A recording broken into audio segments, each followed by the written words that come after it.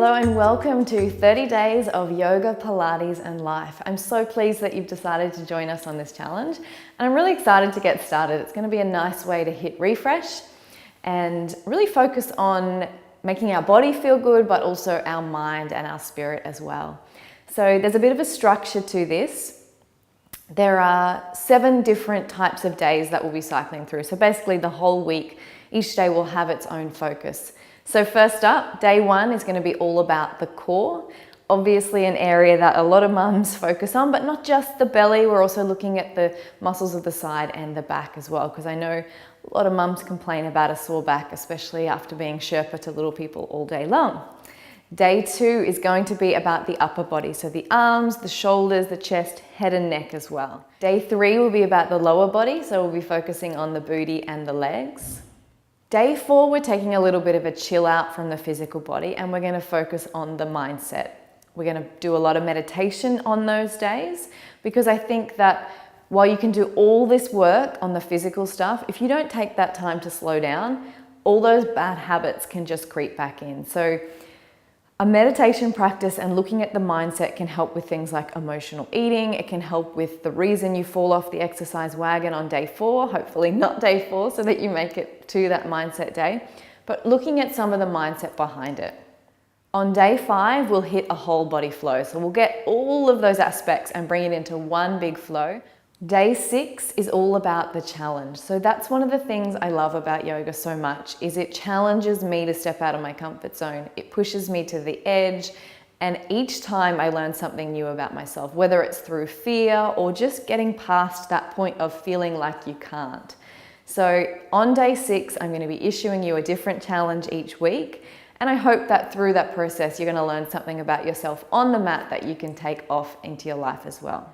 Ooh, day 7 is going to be good. Day 7 is restorative. So there's going to be options on day 7 to either take a nap or do a restorative flow with us. So that will be up to you and what you're needing on day 7, because it's all about balance, yeah? You need to work out what balance is right for you, and looking at 7 days of physical practice may not be right for you. 6 days and a nap might be spot on. So you will decide on day 7. So a few things before we get started.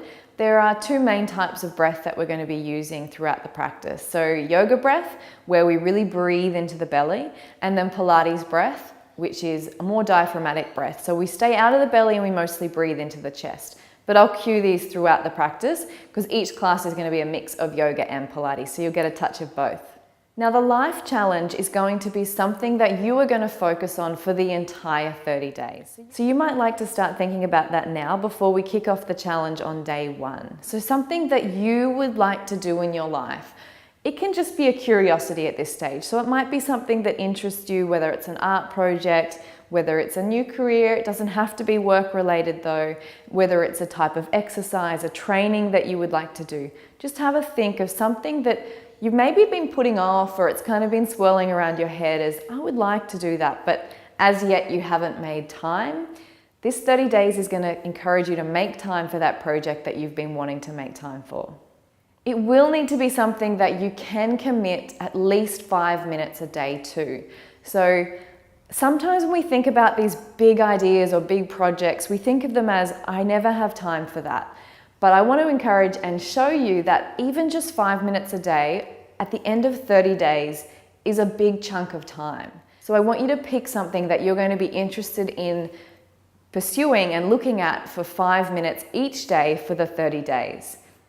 All right, a couple other things before we get started. If you are pregnant, I'm going to link below this video to a beginner's pregnancy class, so that will tell you all the basics that you'll need to know.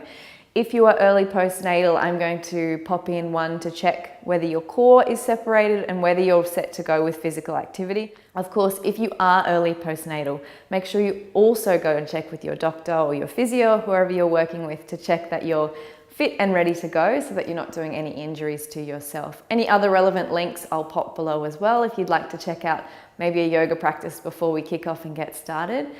I've included a calendar for you to print off because I want you to keep on track, and I find having something stuck in a place that I'll see it, where I can cross off those days, where I can write in what I'm doing each day, keeps me on track. So print out the 30-day calendar to keep you on track.